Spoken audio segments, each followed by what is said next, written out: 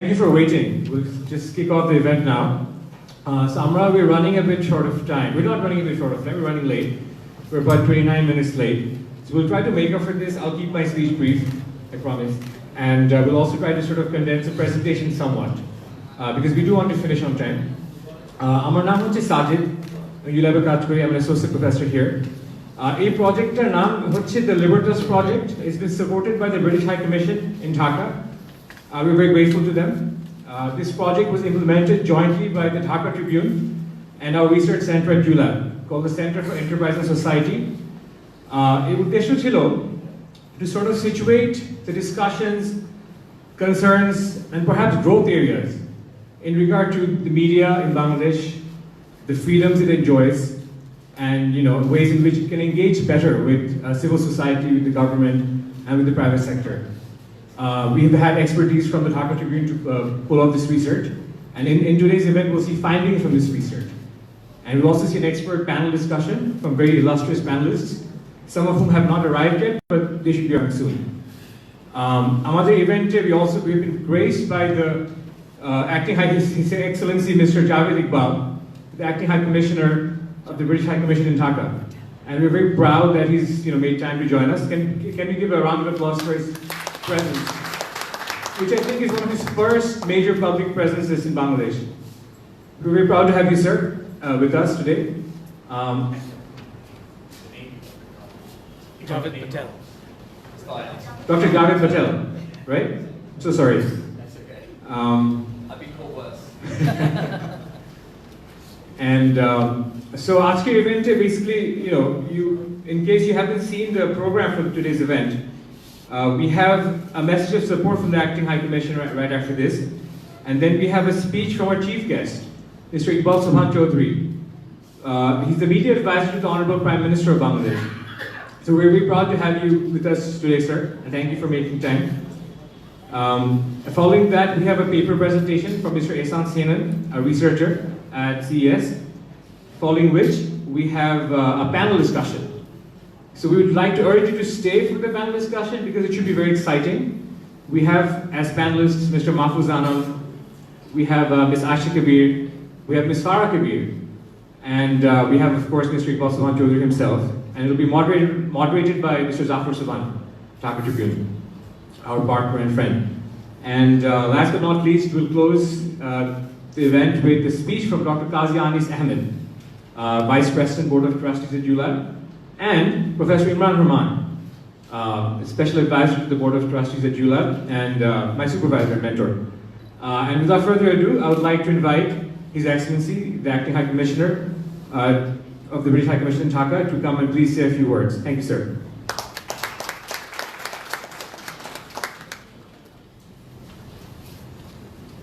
Thank you very much. Assalamu alaikum, good morning. I'm Javed Patel.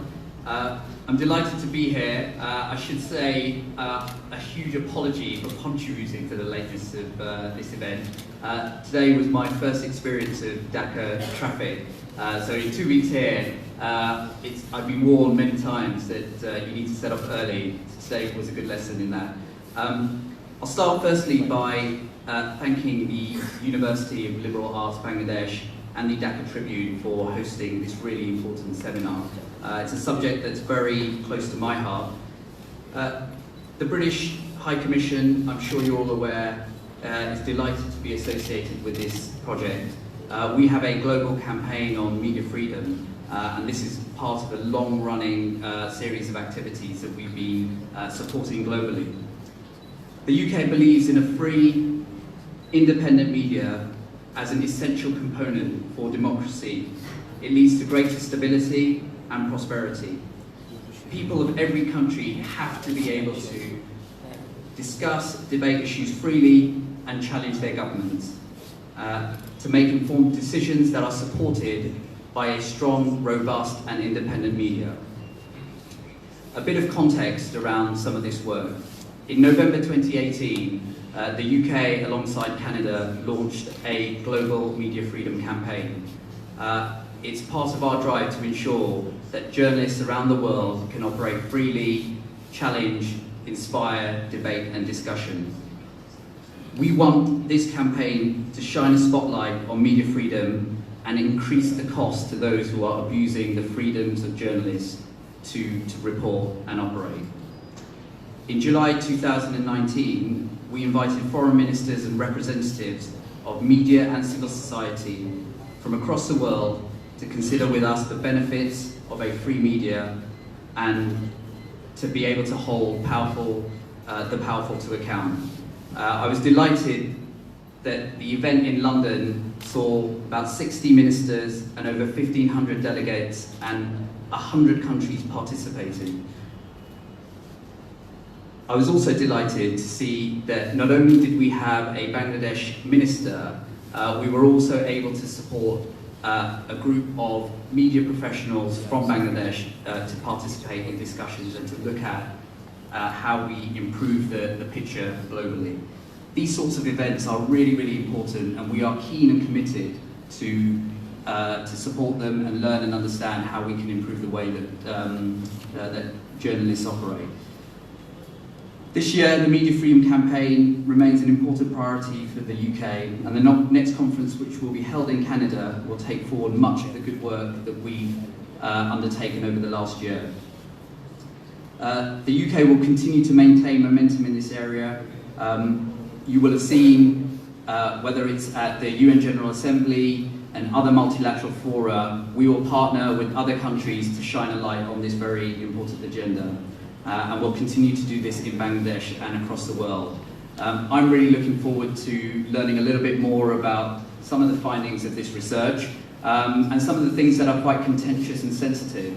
And again, in the spirit of freedom of expression, freedom of media, I would very much like for that discussion to be open, transparent, and subject to challenge. And there's no better place to do that than in an institution like this, where some of the most vocal and challenging voices can come from student populations. So I'm personally very humbled to be here, really, really delighted to be here, and I'm looking forward to hearing from our other guest speakers and learning a little bit more about the research. Thank you so much for having me.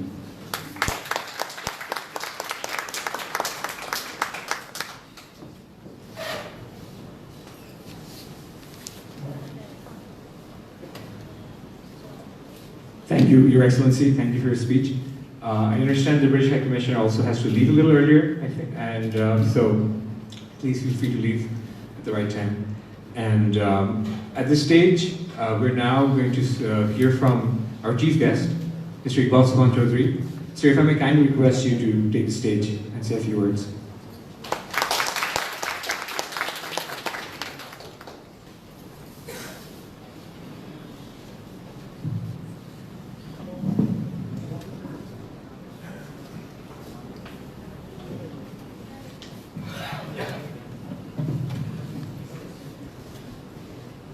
Thank you, ULAB and Dhaka Tribune for organizing this dialogue, State of Media in Bangladesh, at a time when we are having a month. This month is the month of our independence. And incidentally, this month is also being dedicated for the celebration of the 100th anniversary, birth anniversary of our father of the nation, Sheikh Mujibur Rahman. And we have just heard from very young diplomat from the United Kingdom, British High Commission, and as he said that he has been here only for few weeks so far, and we welcome you to our country. And we were saying that accepting your language, you look like almost a Bangladeshi, and hope that during your tenure here you will be more learning about Bangladesh and befriending us. And when you go back you will be one of our ambassador of goodwill for Bangladesh. And University of Liberal Arts. This was founded by one of our great pioneer in and Mr. Qazi Shahid. He had been with the media. He started a Bengali newspaper that gave a new dimension in our media world. A lot of young journalists, they started working there, and they are now spread to other newspapers, keeping and discharging responsible positions in those media houses. So, and ULAB also, as we have seen that University of Liberal Arts, but in fact, University of Liberal Ideas also. And that is a unique blending of this university. As I was told that by this time, 500 students, they are studying. And during the last 17 years, I think, the university, they have produced bright students. They are working in different sectors, starting from the administration to business and profession. And here, the Dhaka Tribune, it has also made its mark in the media sector, and it is already in the English readership. It has got its own impact, and for that matter, British High Commission is supporting this project with ULAB and Dhaka Tribune, and I believe that we are now living in a time when, as Mr. Javed Patel, Deputy High Commissioner, he said that free media is essential for economic development and democratic transition.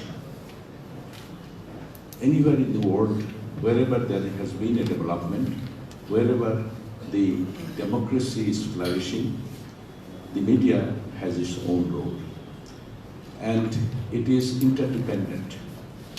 When we talk about the state of media, we must also look into the state of the economy, politics, and social order in a country. If a society is advanced with its ideas, if a society is not dependent on others, it is on its own feet, economically, politically, then the media also enjoys more freedom. It is interdependent. So this time when our country is economically achieving remarkable development, achievement, so also politically, we see some stability in the political sector. And also in the social sector, we are finding with the economic development, the social sector is also improving. So we are now in a crossroad where the media can play its important role to ensure the human rights, to ensure the right of free expression, and to ensure good governance, and to ensure a social harmony. So I think that it is a time now the media must play its own role, the way the state, the way the society expects from the media. And I, as a media man, working in the media for the last few decades, like all my colleagues. I see some of senior journalists and editors are here. We can say that media, like our forefathers, the media had its own important role. When the Liberation War was there, when the democratic transition was there, when the military intervention was there, when the dictatorship was there, so media had its own role. And I can tell you that media enjoys its own freedom, not because of any liberal hands from the administration or from the government, but by its own strength, by its own movement. The media, with its own tradition and legacy of movement and the spirit of freedom, the media always try to make its own presence in the society. And that is why the people try to trust on media. These days, earlier times only there was the print media. Now, the government's liberal policy of opening up the electronic media to the private sector. Now, electronic media is flourishing, and every time we see that there is a competition, how fast the information can be dished out to the viewers or to the readers. Media has its own problem, no doubt, but with its own innovation, with its own diversion, with its own fight for existence, media is trying to maintain its own entity. And I can tell you that the state of media now in Bangladesh is a fighting spirit. We fight with administration, we fight with restrictions, we fight for more freedom. And freedom is such a thing that there is no borderline. You enjoy freedom, you want more freedom. You want more freedom, you want to have more freedom. So there is a saying that freedom cannot stop in one place. Media cannot be satisfied and be contented with what the freedom at present media is enjoying. Media has to fight for more freedom, and this more freedom for media is not only for media's own existence or benefit, but for the benefit of the state, for the benefit of the people. And so I can tell you that whoever we are in media, we try to maintain this fighting spirit. And there is no, everywhere in the world, wherever the democracy is an institutionalized state, there also media is fighting. Media is fighting restrictions, media is fighting some controls. So also in our country, because our democracy is not yet institutionalized, we are in the transition of developing the democracy with the economic progress and with the economic development. So media here obviously has to fight the restrictions with its own strength, and media will continue to do this. During this open discussion, I hope that will be my colleagues from the media and other professionals here will be discussing more and more about the media freedom, because media freedom is not only for the media's own interest. Media freedom is obviously a prerequisite to have more development in our economic sector, to have more stability in the political sector, to have more liberalism in our society. With these words, I end here, and I'll be participating in the when there will be open discussion. Thank you all, and I thank ULAB and Dhaka Tribune, Jafar Subhan, and ULAB authorities for inviting me to have interact with you, like Mr. Javed. Thank you.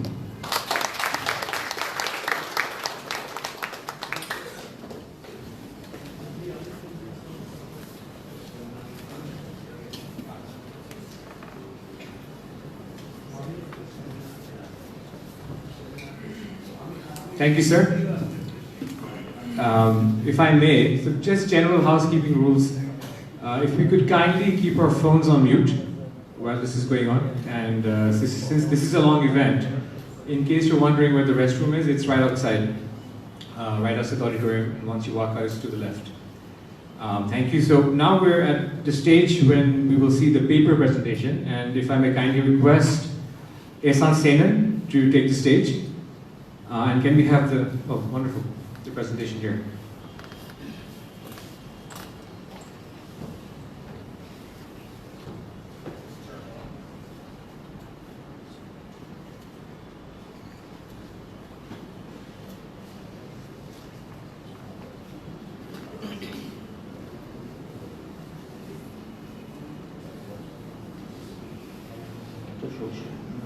All right, so it's turned on now. So good morning, everyone. I'm Ehsan Senan, and I'm going to be speaking to you for a few minutes about the Libertas project. Now, Sajid Amit has already discussed what exactly the Libertas project is and what we wanted to find out. Basically generate evidence about the state of media in Bangladesh and to sort of disseminate this finding to a group of relevant stakeholders. So I'm not going to go into too much details about that, but I'm going to spend a few minutes talking about the study methodology and exactly how we did this. So a few months ago, when work began on the Libertas project, what me and my team primarily decided to do was to find robust evidence, not just evidence, but robust. So what I mean by that is we wanted to pick an issue that we wanted to explore, that we wanted to find, but we wanted to approach it from multiple angles. We just didn't want anecdotal evidence, we just didn't want quantitative evidence. We wanted to approach the same issue from multiple angles and hopefully arrive at the same findings. And that would sort of strengthen our findings. With that end, these are the three things that we did.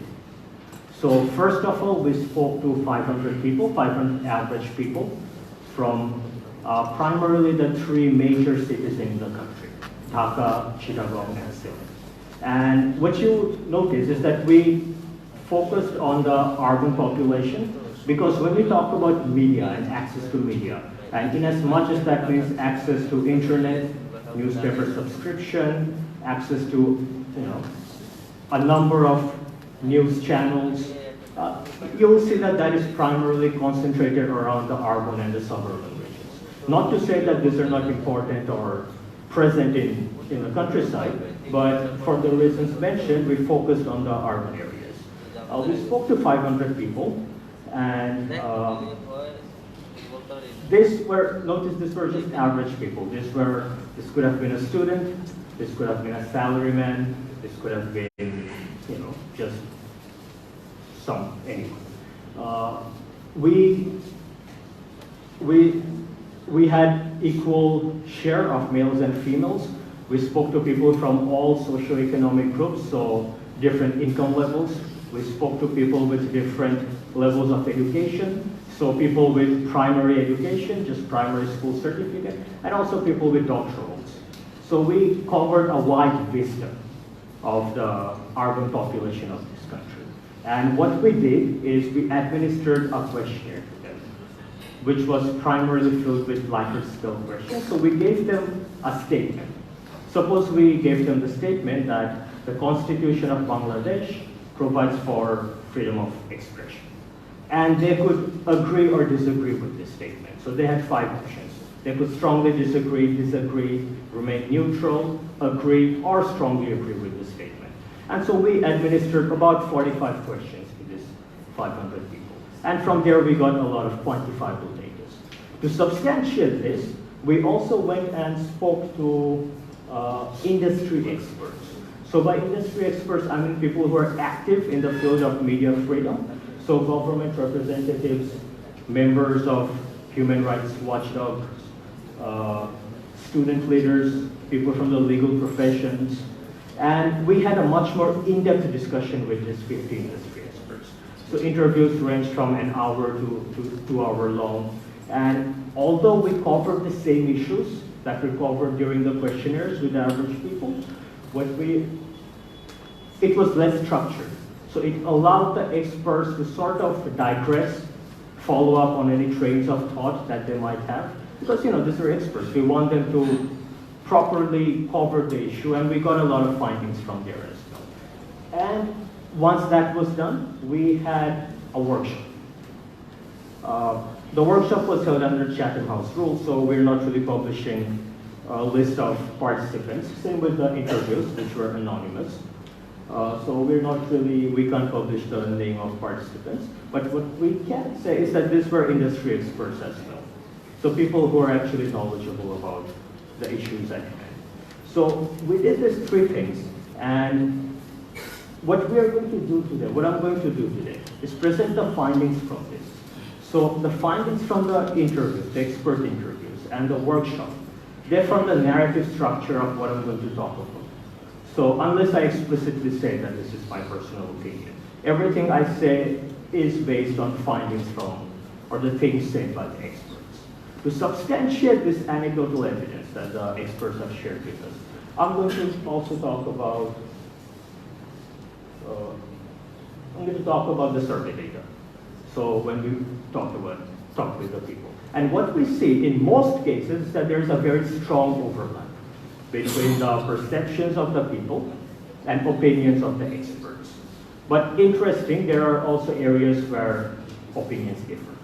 And I'm going to talk about that as well. And I'm going to try and explain exactly why might this difference exist. Why might the people think one way and the experts are thinking in a different way. So let's move on to the findings. We start off with legal provisions that provides protection of freedom of press. So the first question is something I already talked about. Does the Constitution of Bangladesh provide freedom of expression? And if I move on to the next chart, this is actually our findings from the surveys. Now, 1 represents strongly disagreeing with the statement, 2 is disagreeing, 3 is when people chose to stay neutral, strongly agree, and agree. And so you notice that most people agree that the Constitution of Bangladesh provides freedom of expression. Experts agree with this as well, of course, but experts hold up a bit of a nuanced position on this. So some of the experts raised issues with the exclusion clauses, although we had also other experts who said that no constitution in the world provides complete freedom of expression. So you have to expect some sort of exclusion clause to exist. But overall, there's no issue with the Constitution. In fact, some experts went so far as to say when you compare the Constitution of Bangladesh with countries in similar levels of development, the Constitution of Bangladesh might actually be a few steps ahead. The main problem, the main issue here was with the Digital Security Act. And what we saw is that both the experts and the people, the average people, are uneasy about this act. So the experts, well, we've read articles and seen what their problems are with this. There are issues with the fact that offenses under this act are non-bailable. There are issues with, if I remember correctly, Section 43, which allows law enforcement agencies to search your house without a warrant. So we've heard about this, but the people, this is what's more important. Given this statement, I have changed my online behavior because of the Digital Security Act. you see a large number of people, almost 66% of the respondents, agreed. Now, this is, I won't say this is worrying, but this is interesting. Because the Digital Security Act is, I mean, it's an act about defamation, it's about online threats, spreading misinformation online. And so, why will 66% of the people have to change their act because of the Digital Security Act? What's going on here? And actually the answer is present in this table itself. So it took us a while to figure out what was going on. But if we add up these numbers, 28, 31, 74, and so on, we get 395. We spoke to 500 people. 395 people responded this way. So what happened to the other 105 people? 13 people refused to answer this question. We can make of that what we want. But what's interesting is 92 people, that's 18.4% of our survey, did not know what the Digital Security Act is. And that is interesting because in itself, this is not harmful. It's understandable. About 20% people do not know about a legal issue.